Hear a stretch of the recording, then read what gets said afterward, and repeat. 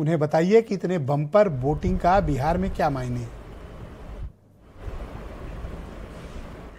देखिए, शुरुआती दौर में तो जो देखा गया कि मतदान बिल्कुल खरामा खरामा हुआ। वोटर्स बड़ी आराम से घरों से निकले, जैसा चुनाव आयोग संदेश देता रहा है कि पहले मतदान फिर जलपान, वैसी भनक वैसी झलक नहीं देखी गई। और इससे लोगों में चिंताएं थी और चिंताएं स्वाभाविक भी थी। वो ये संकेत कराने के लिए कि आखिर फिर इतने सब्ज-बाग दिखाए गए, लोगों को इतने बड़े बड़े सपनों के हिलोरे दिलाए गए, फिर ये बदलाव की आहट क्यों नहीं झनक रही है? आखिर मतदान खरामा खरामा क्यों चल रहा है?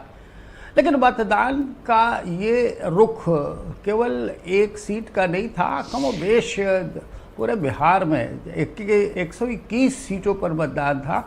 18 जिलों के 121 सीटों पर, जिसमें करीब 3 करोड़ 75 लाख से ज़्यादा मतदाता भागीदार होने वाले थे।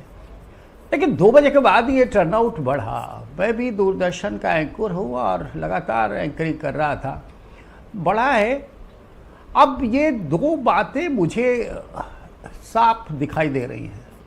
एक तो ये जो आपने पहले भी अपने हमारे दर्शकों से साझा किया कि 20 साल हो गए सत्ता में लगातार एक ही व्यक्ति बना हुआ है और उसके खिलाफ एंटी इनकम्बेंसी। आपके भी रिपोर्टर्स घूम रहे थे, उनसे भी मैंने अपनी बातें, उनसे आइडिया लिया, साझा कर रहा हूँ। कहीं कोई एंटी इनकम्बेंसी इस सरकार के खिलाफ आखिर क्यों नहीं देखी गई?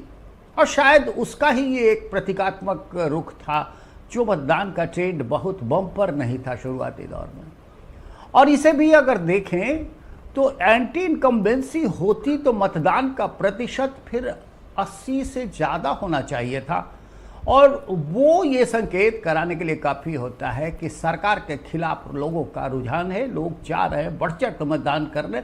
जब भी बढ़ चढ़ के मतदान होता है, मतदाताओं की भागीदारी जब भी 80% या उसके आसपास होती है, तो ये संकेत साफ निकलता है कि सरकार जा रही है जो अभी सत्ता बनी हुई है। आखिर आप भी कल्पना कीजिए कि एक व्यक्ति सत्ता में लगातार बना हुआ है। मध्य प्रदेश, राजस्थान और दूसरे राज्यों में आप देख रहे होंगे लगातार 5 साल के बाद सरकारें बदल जाती है। आखिर क्यों नहीं बदल रहा? क्या खूबी है नीतीश कुमार में? एक नैरेटिव जो गढ़ा है इन्होंने बिहार के विकास की धमक दिखाने की, क्या उसकी वजह से ऐसा हुआ? क्या आप ऐसा मानते हैं कि वैसे जो रिकॉर्ड बता रहे हैं प्रियरंजन जी, वो ये बात का इशारा करते हैं कि बिहार में पिछले 25 सालों का वोटिंग पैटर्न का रिकॉर्ड टूटा है। कुछ तो स्पष्टता बिहार की जनता ने रखी है, या तो वो नीतीश कुमार को बहुत बम्पर मेजॉरिटी के साथ वापस ला रहे हैं और या तो बहुत पूरी तरह खारिज कर रहे हैं। और आज हमारे संवाददाताओं ने या मीडिया में और भी जो मैंने स्टेटमेंट देखे, बस्ते पे भी बहुत वोट पड़ रहे थे। अब कितने पड़ेंगे मुझे नहीं पता, पर चर्चा में बस्ता भी रहा है। देखिए, बस्ता यानी प्रशांत किशोर की पार्टी ने बेशक बड़ी उम्मीदें जगाई हैं लोगों की, और उनका मानना ये शुरू से रहा है कि हम अर्श पर रहेंगे या फर्श पर रहेंगे। लेकिन उनके प्रति जो वोटों का रुझान, लोग मतदाताओं का रुझान था, वो जे.जी. वोटर्स हैं ज़्यादातर। जे.जी. वोटर्स को हाल में जब उफान आया था प्रशांत किशोर की तरफ, लोग आकर्षित हो रहे थे जी, तब माना जा रहा था कि ये उलट पुलट कर सकता है बिहार के चुनावी प्रक्रिया को, और बिहार में बहुत बदलाव का संकेत ये लाकर खड़ा कर देगा। लेकिन ये वोटर्स तटस्थ हो गए। अब वो समझ में आएगा जब चाचा नेहरू के जयंती के दिन यहाँ से। Thank you Priyaranjan ji, please हमारे साथ बने रहिएगा।